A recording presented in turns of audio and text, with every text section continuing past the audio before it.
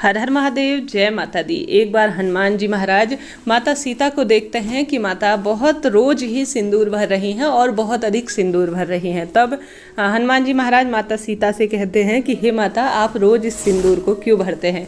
तब माता सीता कहती है, इससे मेरे प्रभु श्री रामचंद्र जी की खूब लंबी आयु होती है। तब हनुमान जी महाराज अपने पूरे शरीर में सिंदूर को पूर्ण रूप से रंग लेते हैं, अपने आप को जो है पूर्ण रूप से सिंदूर में रंग लेते हैं और कहते हैं कि मेरे प्रभु श्री रामचंद्र जी की इससे खूब लंबी आयु होगी। तो ऐसे में आप सभी ने भी शास्त्र वर्णन सुना होगा, जो महिला सिंदूर लगाती है या कोई भी विशेष पूजा पाठ के कर्म करती है या पूर्ण रूप से श्रृंगारित होती है, तो इसके पीछे उसके पति का भी सौभाग्य बढ़ता है, उसके व्यापार में गति प्रदान होती है और उसके परिवार में निरंतर धन धान्य में कोई कमी नहीं होती। ऐसे में कुछ गलतियाँ सिंदूर भरते समय या सिंदूर खरीदते समय या सिंदूर का उपयोग करते हुए महिलाएं कर देती है, जिस कारण से पूजा पाठ का पूर्ण फल प्राप्त नहीं हो पाता और हम सोचते रह जाते हैं कि गलती कहाँ पर हो रही है। देखिए, 16 श्रृंगार में जो सिंदूर है वह सबसे महत्वपूर्ण होता है। जो महिला सिंदूर भरती है, कहा जाता है रासायनिक तत्व इत्यादि का प्रभाव उसके जीवन में, उसके शरीर में नहीं पड़ता। इसके कई प्रत्यक्ष और अप्रत्यक्ष लाभ कहे गए हैं। सिंदूर प्रत्येक महिला को रोज भरना चाहिए, वह भले ही 2 टाइम भरना पड़े या इससे अधिक भरना चाहिए। जब भी मुंह धोए या बाल इत्यादि बनाए तो सिंदूर जरूर से भर लीजिए, बहुत इससे आपको लाभ होगा। शारीरिक विकृतियां दूर होंगी और साथ ही मन जो है बहुत अधिक चंचल नहीं होता, ऐसी मान्यता है। तो ऐसे में आप सभी को सिंदूर तो हमेशा भरना चाहिए, परंतु महीने में कुछ ऐसे दिन होते हैं जिनमें शास्त्र वर्णन कहता है कि सिंदूर नहीं भरना चाहिए। वह होते हैं मासिक धर्म के दिन। कहा जाता है मासिक धर्म के दिनों में कम से कम 3 दिन तक मस्तक पर सिंदूर महिला को नहीं भरना चाहिए। वैसे तो हमेशा कहा जाता है सिंदूर भरना चाहिए, परंतु यह 3 दिन हमेशा अवॉइड करें कि आप सभी सिंदूर ना भरें, इस बात का ध्यान रखें। साथ ही सिंदूर भर रहे हैं ना, तो पूर्ण सिंदूर भरने का प्रयास करें। खास तौर पर जिस दिन बाल धो रहे हैं उस दिन तो प्रत्येक महिला को अपने बीच की मांग अंतिम छोर तक निकालते हुए सिंदूर को भरने का प्रयास करना चाहिए। सिंदूर अलग अलग रंगों में मिलता है। बिहार, उत्तर प्रदेश इत्यादि क्षेत्रों में पीला अर्थात हल्का सा नारंगी मिक्स जो है पीला सिंदूर भरा जाता है, अन्य क्षेत्रों में लाल सिंदूर भरा जाता है। कुल मिलाकर दोनों सिंदूरों की महत्ता अपने आप में अद्भुत है। और साथ ही जब भी सिंदूर भरें और सिंदूर खरीद कर लाएं, हमेशा अपना मूल्य चुकाएं, अर्थात पैसे देकर ही अपना सिंदूर खरीद कर लाएं। खास तौर पर पवित्र स्थानों पर से, जैसे देवालय इत्यादि देव मंदिरों में से सिंदूर खरीद कर लाना बहुत शुभ माना जाता है। इस बात का आप सभी विशेष रूप से ध्यान रखें।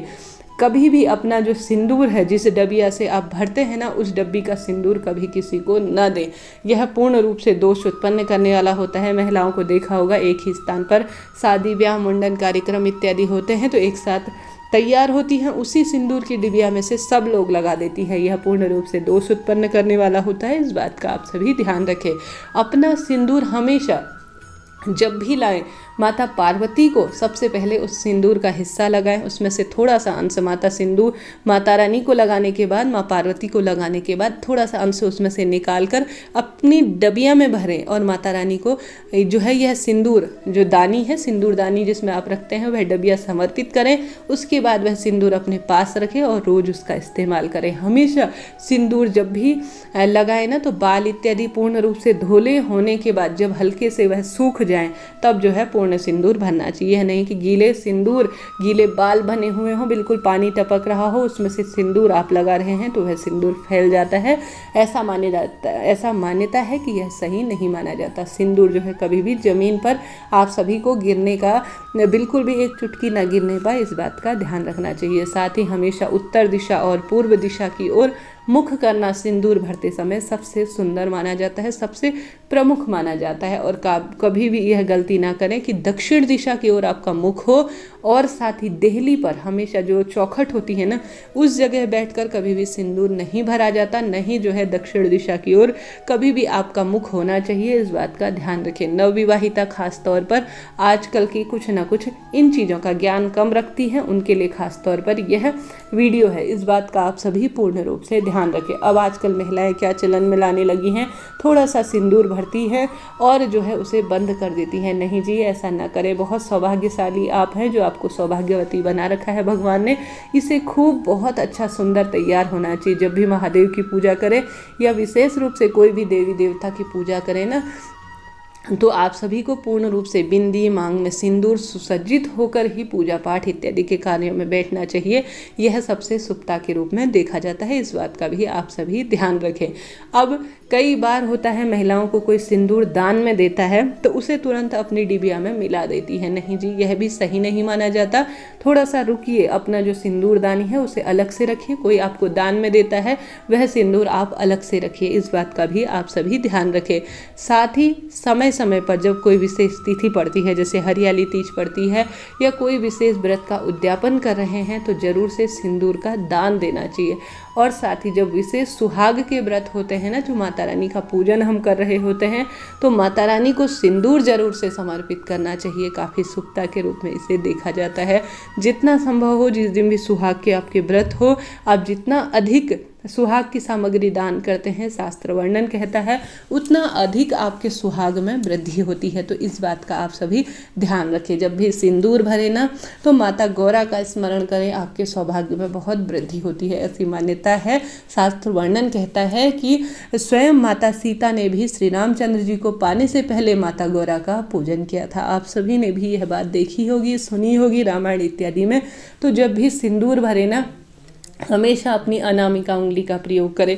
जो सबसे छोटी वाली उंगली होती है ना, उसके पास में अनामिका उंगली होती है, जिसे रिंग फिंगर कहा जाता है। उस उंगली से ही हमेशा सिंदूर भरना चाहिए, इस बात का ध्यान रखें। निरंतर माँ गौरा का स्मरण करें और हमेशा प्रसन्न मुद्रा में जो है सिंदूर भरना चाहिए, इस बात का भी आप सभी ध्यान रखें। आजकल जो है सिंदूर लिक्विड के रूप में आने लगा है, यह उतना प्रभावी नहीं माना जाता। रासायनिक तत्वों से यह ही युक्त होता है, लंबे समय तक इसे चलने के लिए ना सूखने पाए, इसके लिए जो है इसमें कई चीज़ों का मिलावट किया जाता है।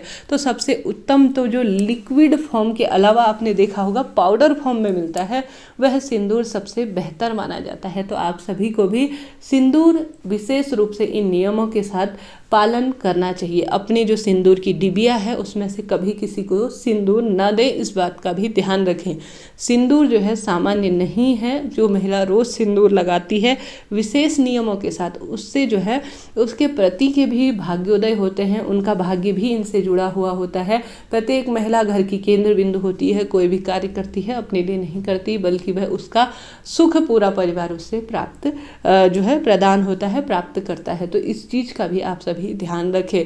सिंदूर जो है अपने आप में सर्वश्रेष्ठ कहा गया है। सिंदूर की महत्ता आज ही नहीं, वेद शास्त्र पुराणों से कही गई है। तो सिंदूर से संबंधित विशेष नियम और जानकारी आप सभी को जो है इस वीडियो में प्राप्त हुई। हो सकता है अलग अलग क्षेत्रों के हिसाब से अलग अलग होती हो, जैसे कि बिहार क्षेत्र में अलग मान्यता होती है, उत्तर प्रदेश क्षेत्र में अलग मान्यता होती है। तो इसी प्रकार से सिंदूर जो है हमेशा, जब तक आप सभी को बहुत सुसज्जित अवस्था में होना चाहिए और सुसज्जित रूप से जो है सिंदूर का प्रयोग करना चाहिए। बहुत प्रसन्नतापूर्ण माँ गौरी को प्रणाम करते हुए कोशिश करें कि जब भी शिव मंदिर रोज जाते हैं तो माता पार्वती और महादेव का गठबंधन करें और भगवान शिव को जो है गठबंधन करें और माँ पार्वती को सिंदूर लगाएं। इससे भी सौभाग्य में वृद्धि होती है और धन संपदा सुख सौभाग्य में भी वृद्धि होती है, ऐसी मान्यता है।